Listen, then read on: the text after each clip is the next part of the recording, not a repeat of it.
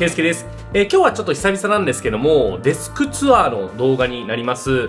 多分デスク紹介するのも本当に1年ぶりとかになると思うんですけども、最近もね、僕は頑張って動画を更新しておりまして、5月はもう前半だとほぼ毎日更新という感じでやっておりました。で、そうやっていっぱい動画を更新するためにはやっぱりね、効率というか、デスク環境というのが整ってないとうまくいかないと思いまして、いろいろこだわってるポイントが細かくあったりします。ということで今回は僕のね、デスクのこだわりポイントをご紹介していきますので、なんかこれいいなと思うものがあれば、ぜひね、導入してみていただければと思います。本当に何を使ってるかっていうところから、これをどういう風に使って、どうやって選んでるの？効率化してるかとか、そういう話もしていきたいなと思いますので、ぜひ最後まで見ていってくれると嬉しいなと思います。早速行ってみましょう。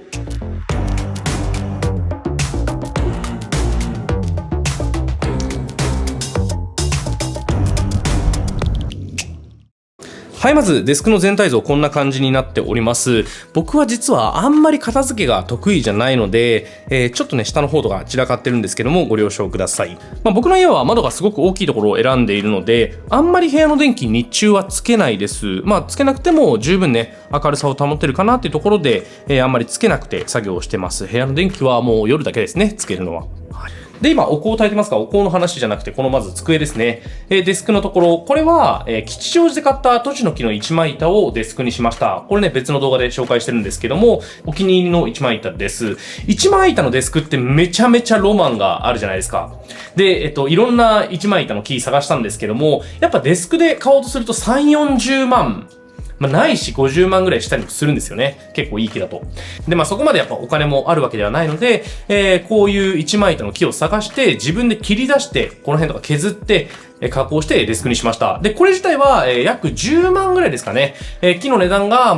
8万とかで、加工代がちょっと1、2万かかって、10万ぐらいで一枚板をゲットしています。で、一枚板自体は、実は足に乗っけているだけですね。一枚板自体が重いので、十分安定性はあるかなと思います。はい、続いて足の方なんですけども、これ自動昇降するデスクとなっております。はい、こんな感じでスタンディングデスクとしても使えるので、あんまりこうね、スタンディング調にすることは多くないんですけども、どうしても疲れた時とか、どうしても眠いけどやらなきゃいけないっていう時に、ちょっとだけこういうスタンディングにしたりしています。はい、次はチェアです。チェアは、エルゴヒューマンベーシックというチェアを使っています。で、デスクチェア結構いろんな種類あると思うんですけども、僕はこれが一番座り心地が良くて、値段もお手頃とは言わないんですけども、他のに比べるとリーズナブルで、結構気に入っています。定番ので言うと、岡本のデスクチェアとか、あとアーロンチェアっていうものもあったりするんですけども、やっぱああいうチェアだと大体20万ぐらい、20万前後しちゃうのが、このエルゴヒューマンだと10万円ぐらいで買えるのがいいなと思って僕は購入しました。では見ていただいたらわかる通り、レザーのものになっています。これメッシュのタイプとか、ファブリックのタイプもあるんですけども、僕はこのレザーのタイプを使ってますね。で、レザーが一番、個人的に座り心地良かったのと、あと高級感もあったっていうのがあって、僕はレザーにしたんですけども、夏場どうしても蒸れるよっていう人はいらっしゃると思いますので、そういう方はメッシュとかの方が合ってるかなと思います。あと特に大事なのこのね、腰の部分でこれね、ランバーサポートって言うんですけども、これがちょっと突起してるんですよ。なので、座るときに腰の痛みを和らげてくれるということで、これはね、本当にあってよかったです。オフィスチェアは本当に持ってなくてちょっと腰痛いなと思う方、在宅ワークでもいらっしゃると思いますので、もうこれはぜひね、買ってほしいなと思います。エルゴヒューマンでした。で、全体像を紹介していったので、一個ずつものを見ていきましょう。デスク上は、こんな感じになっております。パソコンがあったりとか、マグカップ、コーヒーが入ってますね。ちょっとお香が焚いてあったりとか、普段もしています。で、どっちから行こう？端っこから行くか。はい、端っこはこんな感じになっております。ちょっと雑多なものが置いてあるんですけども、こちらのボックスにちょっと小物を入れたりとか、あとは上に SSD をいっぱい置いています。SSD ももう1、2、3、4、5と、あとここにもう1個あって6個ありますね。で、このクロスですね。エレコムのクロス。これもパソコンの画面が汚れたりとか、あとはディスプレイの画面が汚れた時に、結構キュキュッと拭いてあげるとかなり綺麗になるので、これは1個ずっとデスクの端に大体置いてありますね。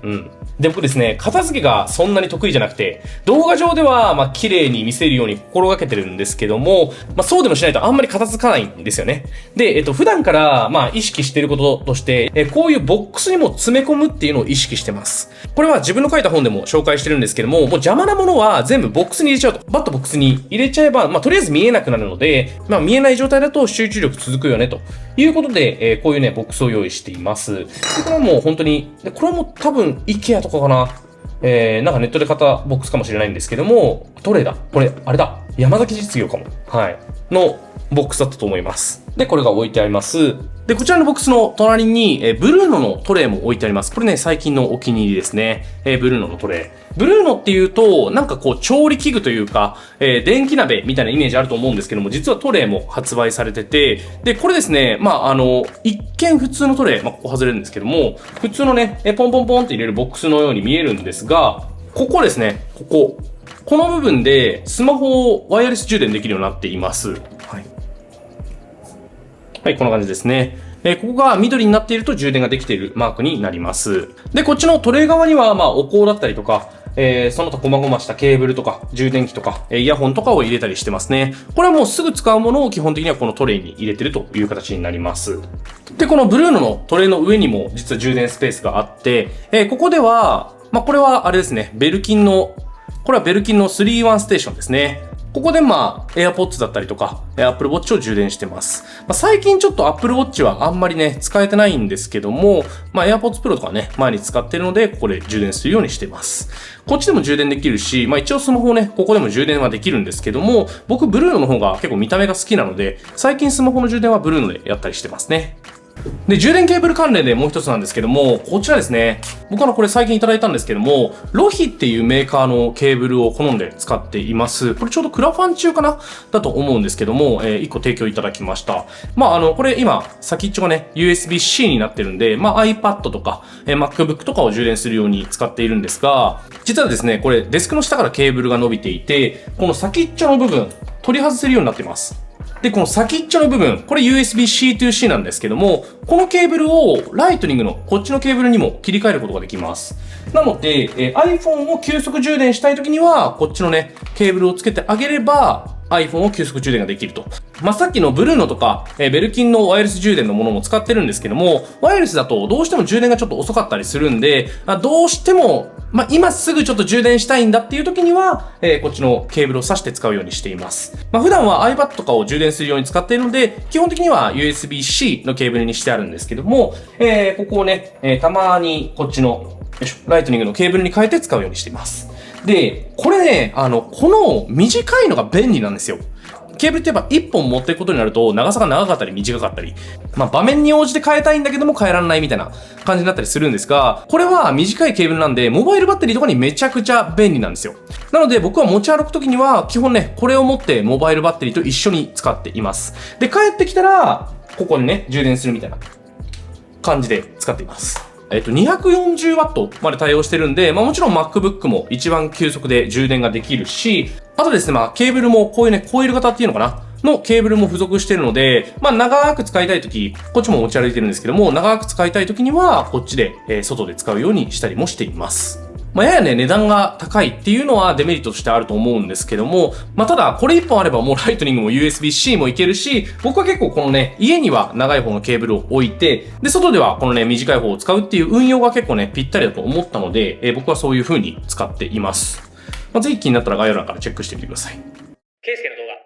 で、次はパソコン関連の方も紹介していきます。僕が使っている今のね、MacBook PC はこちらですね。14インチの M2 Max MacBook Pro。本当に5月頭ぐらいに14インチの M2 Max に乗り換えました。ほぼフルスペックで、メモリ自体が 96GB から 64GB にちょっとね、落としてるというか、Max じゃないっていう形になります。正直僕ね、この M2 MacBook Air もうかなり気に入ってたんですけども、どうしてもですね、これだと動かないシーンがあるというか、僕はやっぱ動画編集を本格的にしたいなと思っていて、ストレスフリーにやりたいなって思った時に、こっちのM2 Max の MacBook Pro が欲しいなと思って、購入してしまいました。まあ、正直ほとんどの人は M1MacBook Air か M2MacBook Air あれば、もう写真も動画も十分かなとは思うんですけども、やっぱ、M2 Max の方が動画編集だったり、写真編集っていうのがすごいサクサクになったりするので、ほんとストレスフリーになりました。まあ値段はね、めちゃくちゃ高いんですけども、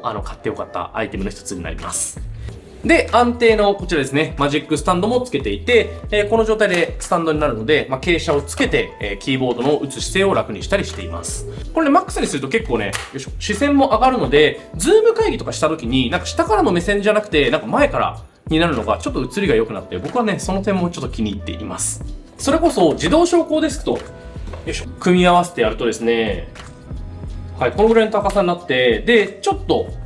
こう MacBook を上げてあげれば、カメラが少し目線より上になるんですよね。で、やっぱ目線より下からカメラ撮られると、結構こう映ってる顔が、なんだろう、ダサいというか、まあ、綺麗じゃなく見られたりするのが、ちょっと嫌だったりするので、これでちょっと見栄えを良くしたりも僕はしています。はい、続いて僕のね、作業に欠かせないアイテムこちらですね。マウス MX Ergo っていうマウスになります。これはもう僕がずーっと使っているトラックボールですね。これはマジで欠かせない。で、まあ僕普段ね、やっぱ動画編集することがすごく多いので、動画編集の効率が本当ね、これでかなり上がりました。こういうね、細かいボタンがいっぱいついてるんですけども、こういうボタンのところに、まあ動画編集のショートカットキーっていうのを埋め込むことができて、なので右手でね、ほとんどのことというか、動画のカット編集とかも全部右手でできちゃうよっていうのがかなりいいなと思って使っています。一個だけこの赤いトラックボールの部分をカスタマイズしたんですけども、前はもともとね、この銀色というかグレーのトラックボールだったんですが、ここをね、赤にしました。なんか赤の方が滑りがいいよって言われて、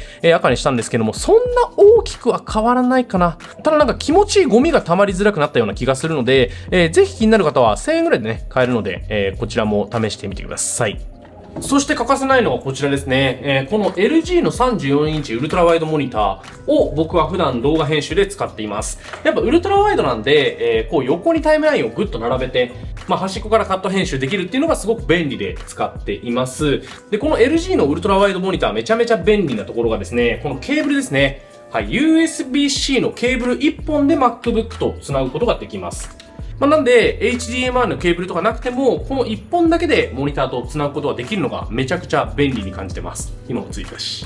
あとこのモニター、ちょっとしたドックの代わりにもなりまして、裏側ですね。はい、こういうですね、USB-A のケーブルとか HDMI とかの、まあ、ハブになってくれたりもしています。で、僕、このね、USB-A のケーブル1個繋いでいて、常にですね、こちらですね。よいしょ。はい、このマイクロパネルというものをつないでいます。まあ、これちょっとニッチなアイテムなんですけども、これはですね、動画編集をするとき、特にダヴィンチリゾルブっていうソフトで動画編集をするときの色だけを調整するコントローラーなんですよね。で、これがあるとかなり色がいじりやすくてクオリティがだいぶ変わってきます。もちろん効率も変わるんですけども、まあ、どっちかっていうと大画面で見ながら編集ができるっていうのも含めてクオリティが変わってくるかなという感じで僕は常にこれをデスクの上に置いています。まあ、本格的な映像をね、編集するときしか使わないので、そんなに大きく使う頻度が多いわけではないんですけども、まあ、ただ作品のね、クオリティを上げられるっていう一点で僕はね、買って好んで使ってますので、まあ、もし動画編集でダヴィンチリゾルブやっててもっとクオリティ上げたいよという方は使ってみてください。ちょっとニッチだけどね。はい。ケイスケの動画。でも最後、端の部分ですね。まあ、お香を常に基本的には炊いています。これはもうね、好みのお香なんですけども、これはいただき物です。結構やっぱ香りいろいろ試したんですけども、アロマディフューザーとかだとあんまり香りが広がらなくて、なのでお香を最近は始めました。ほぼ毎日炊いてるかな。少なくとも2日に1回は炊いてるっていう感じになります。まあ最近はね、オフィスにいることも多いので、家で作業するときだけにはなるんですけども、やっぱ香りがいいと気分が上がって仕事もはかどると思ってますので、結構お香は炊くようにしています。で、最後こっちですね。これは IKEA かな？はい、こういうクリップ型のコンセントを用意しています。まあやっぱ端にね、1個コンセントがあると、まあ何かしらのこうカメラの充電器とか、そういうのがプツッと挿せたりするので、コンセント1個あるとやっぱ便利だねということで、一応ね、コンセントは1個置いてあるようにしています。まあほぼね、使うことはないんですけども、僕の持ってるライカのカメラとか、そういうのって USB-C だと充電ができないので、こういうところでね、コンセントに挿して充電したりしています。ケイスケの動画。はい、ということで僕の普段から使っているデスクの紹介をさせていただきましたがいかがでしょうか。まあ、僕のね、デスクはかなりシンプルではあると思うんですけども、結構効率化っていう部分では考えていて、必需品を一個一個ちゃんと厳選して集めてるというようなデスクになっております。まあ、こういうね、モニターもそうだし、パソコンもマウスも、あとこういうトレイとかも一番自分の気に入ったものっていうのを頑張って見つけて、で、それをデスクの上に置いたりしています。このね、ロヒのケーブルもそうですね。やっぱ自分がどういう風に使うかなとか、このアイテム買ったら、どういう風に変わるかなっていうのを考えていろいろね、買い揃えていったアイテムだと思いますので、もし気に入ったものがあれば、ぜひね、導入してみてほしいなと思います。全部ですね、今回のアイテムに関しては概要欄に貼っておきますので、ぜひチェックしてみてください。ということで今回の動画はこの辺にしたいと思います。今回の動画いいと思ってくれた方は高評価ボタン、チャンネル登録もぜひよろしくお願いします。それではまた次の動画でお会いしましょう。バイバイ。今回ちょっとカメラ固定でいろんなアングルで撮影してみましたがいかがでしょうか。まあ、いつもトークばっかりだとあんまつまんないかなと思っていろんな角度で試してみました。やっぱね、他の YouTuber さんとか見てると、あ、こういう表現いいなと思ったりするんで、本当ね、いろんなチャンネルとか動画見た方がいいっすよね。もうどんな YouTuber さんもめっちゃ参考になるなと思ってます。